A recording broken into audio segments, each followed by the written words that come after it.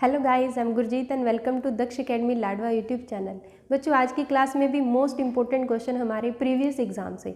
तो आज की क्लास के जो हम क्वेश्चन स्टार्ट करते हैं, सबसे पहले हमारा क्वेश्चन रहेगा, हरियाणा के भामाशाह, दानवीर या फिर जूट किंग कौन है। ये बात बच्चों आपने अच्छे से याद रखनी है। जैसे अगर हम भामाशाह की बात करें, कहाँ से थे? राजस्थान से। भामाशाह ने किसको आर्थिक सहायता की थी? महाराणा प्रताप को आर्थिक सहायता की थी। उसके बाद दानवीर कर्ण को आप जानते ही हैं, दानवीर कर्ण जिन्होंने अपने कवच और कुंडल किसे दे दिए थे? इंद्र को दे दिए थे। उसके बाद है इस यहाँ पे किसकी बात आती है? हरियाणा के भामाशाह, दानवीर या फिर जूट किंग के नाम से कौन फेमस है? तो हरियाणा में जो है जूट किंग के नाम से कौन फेमस है? सेठ छज्जूराम। सेठ छज्जूराम की अगर हम बात करें, इनका जो संबंध है कहाँ से? भवानीखेड़ा तहसील पड़ती है, कहाँ पर? अलगपुरा गांव, और जो पड़ता है भिवानी डिस्ट्रिक्ट में। भिवानी डिस्ट्रिक्ट में इनका जन्म स्थान है। और अगर हम बात करते हैं, इन्हें भामाशाह क्यों कहते हैं? क्योंकि जो सुभाष चंद्र बोस थे, जब उन्होंने आज़ाद हिंद फौज का पुनर्गठन किया था, तो उनको आर्थिक सहायता किसने की थी? सेठ छज्जूराम ने उनको आर्थिक सहायता की थी। इसलिए इन्हें क्या बोला जाता है? हरियाणा के भामाशाह बोला जाता है। नेक्स्ट हम बात करते हैं, योग सम्राट बाबा रामदेव का जन्म स्थान। कई बार एग्जाम में पूछा जा चुका है कि योग सम्राट बाबा रामदेव का जन्म स्थान कौन सा है। तो इनका जन्म स्थान, अगर हम डिस्ट्रिक्ट की बात करते हैं, कौन सा डिस्ट्रिक्ट है? महेंद्रगढ़। और अगर हम गांव की बात करते हैं, कौन सा गांव? सैद अलीपुर गांव, जो पड़ता है महेंद्रगढ़ में। और अगर डेट ऑफ बर्थ पूछा जाए तो 25 जनवरी 1965 को इनका जन्म हुआ था। ये तो थे इनके जन्म के बारे में, लेकिन इनसे रिलेटेड और कई क्वेश्चन पूछे जाते हैं। जैसे अगर हम बचपन का नाम, इनका जो बचपन का नाम था, बचपन का नाम इनका रामकिशन यादव, रामकिशन यादव इनके बचपन का नाम था। नेक्स्ट है इनके पिता का नाम। कई बार इनके पिता का नाम भी पूछ लिया जाता है कि बाबा रामदेव के पिता का क्या नाम था। तो इनके पिता का नाम रामनिवास यादव। और माता का नाम अगर पूछा जाए तो गुलाब देवी इनकी माता का नाम। और जो सबसे ज़्यादा एग्जाम में क्वेश्चन पूछा गया है, इनके गुरु का नाम, बाबा रामदेव के गुरु का नाम क्या था? आचार्य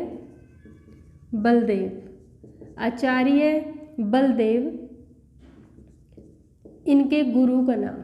नेक्स्ट है बच्चों, एक क्वेश्चन आता है, बाबा रामदेव का मेला कहाँ पर लगता है? देखो, इनका जो जन्म है वो तो महेंद्रगढ़ डिस्ट्रिक्ट में, लेकिन अगर हम मेले की बात करें, मेला लगता है इनका सिरसा में, सिरसा डिस्ट्रिक्ट में कागदाना नामक स्थान पर मेला लगता है। किसका?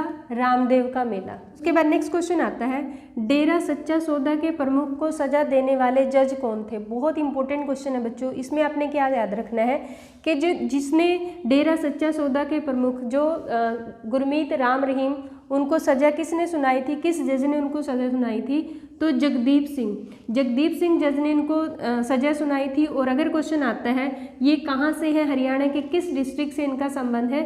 तो जींद से इनका संबंध है। और आप इसको यहाँ से भी याद रख सकते हो कि ज से जींद और ज से जगदीप सिंह। उसके बाद अगर क्वेश्चन आता है कि डेरा सच्चा सौदा की जो स्थापना कब हुई थी? 1948 में स्थापना हुई थी। और किसने की थी? शाह मस्तान ने इसकी स्थापना की थी। और अगर क्वेश्चन आता है कि डेरा सच्चा सौदा के प्रमुख को जो सजा सुनाई गई थी, वो कब सुनाई गई थी? 2017 में इसको सजा सुनाई गई थी। और कहाँ पर है इस टाइम में? सुनारिया जेल, जो कहाँ पर पड़ती है?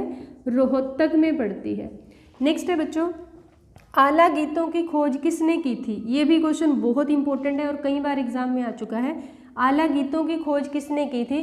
तो आला गीतों की खोज की किसने थी? चार्ल्स इलियट ने की थी। और चार्ल्स इलियट कौन थे? यूपी के कलेक्टर। ये आपने याद रखना है अच्छे से, किसने की थी? चार्ल्स इलियट ने की थी। और कहाँ से कलेक्टर थे? ये यूपी के कलेक्टर थे। उसके बाद क्वेश्चन आता है जो आला गीतों से, जो आला गीत होते हैं वो किस रस से प्रधान होते हैं? तो किस रस के प्रधान होते हैं? वीर रस प्रधान होते हैं। ठीक है। उसके बाद नेक्स्ट है, फिर क्वेश्चन कई बार ये भी पूछ लिया जाता है कि जो आला गीत है वो कैसे स्वर में गाए जाते हैं? तो ये ऊंचे स्वर में गाए जाते हैं, क्योंकि वीर रस प्रधान है। अगर मैं बात करती हूँ बच्चों आला गीतों की जो है वो कैसे शुरुआत हुई थी, कहाँ से शुरुआत हुई थी? जो पृथ्वीराज चौहान थे, पृथ्वीराज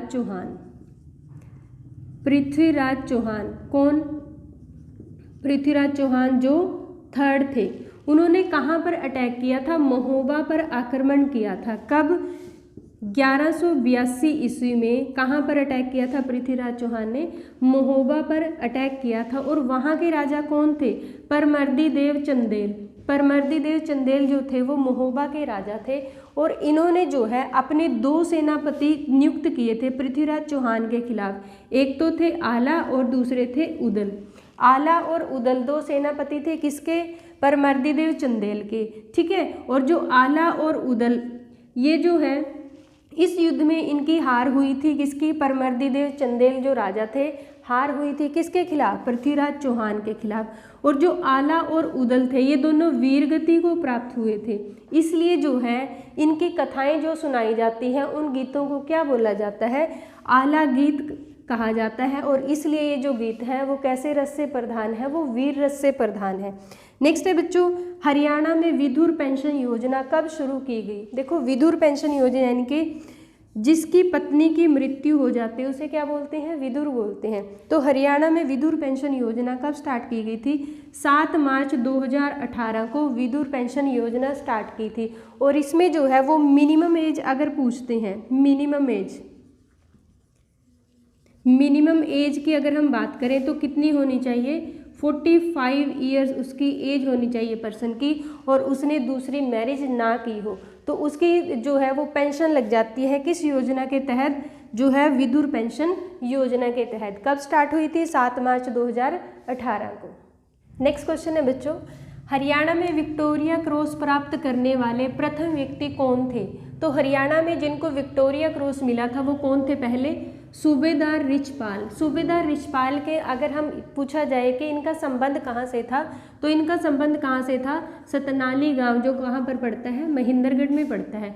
और अगर क्वेश्चन पूछा जाए तो इनका जन्म कब हुआ था? 20 अगस्त 1899 को इनका जन्म हुआ था। कहाँ पर? महेंद्रगढ़ में। नेक्स्ट क्वेश्चन आता है बच्चों धमाल नृत्य, जो कई बार क्वेश्चन आ चुका है किसके बारे में? धमाल नृत्य के बारे में। धमाल नृत्य की अगर हम बात करें सबसे पहले तो क्वेश्चन बनता है कि किस महीने में किया जाता है धमाल नृत्य? तो किस में किया जाता है? फाल्गुन मास में किया जाता है। कौन सा नृत्य? धमाल नृत्य। या फिर आपके पास क्वेश्चन आएगा हरियाणा का सबसे प्राचीनतम नृत्य कौन सा है? तो धमाल नृत्य है। और प्राचीनतम यानी कि कितना पुराना है? जो धमाल नृत्य है ये महाभारत काल से किया जाता है।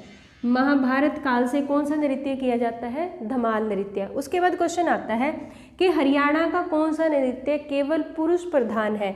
तो हरियाणा का धमाल नृत्य पुरुष प्रधान है। और कहाँ पर किया जाता है ज़्यादातर? ये महेंद्रगढ़ और झज्जर में किया जाता है। नेक्स्ट क्वेश्चन आता है हरियाणा का जो धमाल नृत्य है वो किस विधा को दर्शाता है? तो ये वीरता को दर्शाता है, यानी कि वीरता से प्रधान कौन सा नृत्य है? हरियाणा का धमाल नृत्य है। नेक्स्ट क्वेश्चन आता है बच्चों ब्रिटिश पीरियड में हरियाणा के जेलदार कौन थे? ब्रिटिश पीरियड में यानी कि जब अंग्रेजों का शासन था तो हरियाणा के जेलदार कौन थे? हरियाणा के जेलदार थे चौधरी नंदराम सैनी। ये जो नाम है आपने अच्छे से याद रखना है ब्रिटिश पीरियड में। नेक्स्ट है उसके बाद आता है बच्चों हरियाणा का गंधर्व कवि, जो बहुत ही इम्पोर्टेंट है, बहुत बार यहाँ से क्वेश्चन पूछे जा चुके हैं। हरियाणा का गंधर्व कवि कौन है? या फिर हरियाणा का तानसेन कौन है? या फिर हरियाणा का सूर्य कवि किसे बोला जाता है? तो किसे बोला जाता है? पंडित लक्ष्मीचंद। पंडित लक्ष्मीचंद जो है उनका नाम किस क्षेत्र में फेमस है? सांग के क्षेत्र में। सांग को जो एक नई पहचान दिलाई, किसने दिलाई थी हरियाणा में? पंडित लक्ष्मीचंद ने। उसके बाद अगर इनकी जन्म की बात पूछी जाए कि इनका जन्म कब हुआ था? 1903 में। कहाँ पर? डिस्ट्रिक्ट पूछा जाए तो सोनीपत, और अगर गांव का नाम पूछा जाए तो जाटी कला गांव, जो कहाँ पर पड़ता है? सोनीपत में पड़ता है।